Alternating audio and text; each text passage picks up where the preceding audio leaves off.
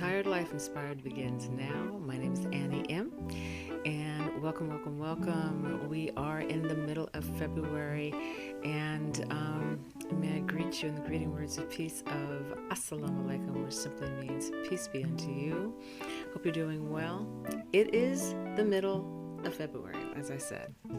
And what's coming up? The annual Savior's Day in Chicago. I'm going to be heading that way in a couple of days, and hope to have some footage and some really cool interviews coming up that way as well. Some special guests that I've been wanting to interview for quite some time, but I couldn't, but I'm going to get them finally. In the meantime, in between time, I finished a workshop. Grant Cardone, you've probably heard of him. Really good marketer. A lot of great information that I want to apply to myself. And something that he brought up in this was about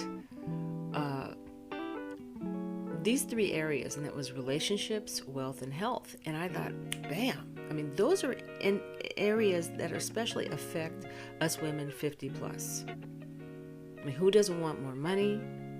Who doesn't want a wonderful relationship? And who doesn't want to be in their best health, especially in those later years, that we were 50 and above, things start kind of breaking down if we're not taking care of ourselves, you know what I mean? But I thought, I took a poll, and I asked some people in my life that I knew and some people that I just met, in which particular order did they see the importance of those three areas? And that was, again, relationships, wealth, or health. And my findings, I did about 10 people. Some of you actually answered, some of you did not, and you know who you are. I forgive you. But anyway, for those of you that did, thank you very much. I found it, hands down, everybody put wealth as number 3. Wealth was number 3. There was a toss-up sometimes between health and relationships. Usually if relationships was edging out health in a person's choice, they started talking about the relationship with the divine, with the creator, with God, and how that was the relationship that was most important, and then breaking down family and friends and loved ones. But it was almost a tie, but what seemed to kind of push relationships, just nudged it down just a little bit, was health. Health was finally the winner of all. It edged relationships out by just a smidgen. It was just a tiny bit. But these were some things that people had to say. My sisters, thank you for coming through for me. Love you. My sister Stephanie, she said she cited health because I'm not getting any younger. Oh, Stephanie, stop. You're young at heart. You're a wonderful human being. My other sisters, my eldest sister and my sister Angie, they said they echoed her sentiments as well, that health was number 1.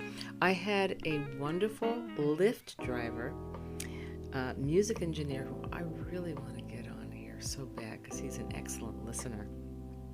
He understands the art of listening, named Jabari, and he cited health also as number 1, relationships as 2, and again, as I said before, wealth as number 3. His reasons for health. Health because my temple is more important. I cannot maintain a relationship in bad health. I cannot care for someone properly without caring for myself. Relationships, he said, being overwhelmed is because I feel happiness is love. No amount of money can be replaced. The emptiness of being alone or not genuinely having people that love you. And if I build relationships, it is easier to gain wealth, support, and connections. I can lose it all and gain it back with the relationships of genuine love and connections to those that can open doors. Smart, good one. And then finally, wealth. Wealth is last, but still important because I can take care of those around me, myself, and the unfortunate. Giving is the key to true happiness, plus wealth creates generations of wealth. And that was his take on it. And that was excellent, Jabari. I can't wait to talk to you again. We struck up, he was my Lyft driver, and it was really interesting because we just connected immediately, and I said, I need to know you. And he said, yeah, I think we do. And so we exchanged numbers, not that I go around getting numbers from, men that I only met for, 5 seconds all the time. But there was something about him, and he was a musician and all this kind of stuff, so I was just like, I had to get his number. Anyway, I hope you all get to meet him in future episodes of Retired Life Inspired. In the meantime, in the comments section, which of the 3 ranks number 1 for you, number 2, and number 3? Remember, that's health, wealth, and relationships.